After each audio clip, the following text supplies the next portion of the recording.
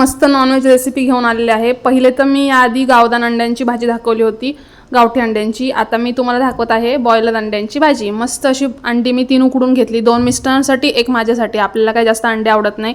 मग इथे मी तेल टाकून घेतलं कढईमध्ये, ट्रायप्लाय कढई आहे बरं का।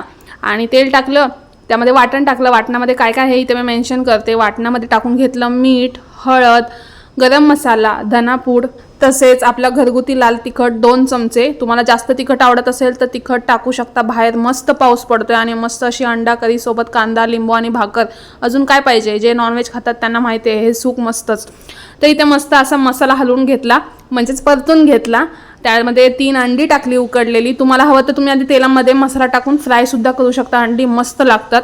पण मी अशीच करते, झटकेपट एकदम मस्त फटकन भाजी होते। गरम पाणी टाकलं आणि धुवा कसा आहे बघितला ना। कोथिंबीर टाकली, मस्त तवे आले। घ्या वरपून खावा आणि भाकरी सोबत। आणि लाईक आणि सबस्क्राइब करायला विसरू नका।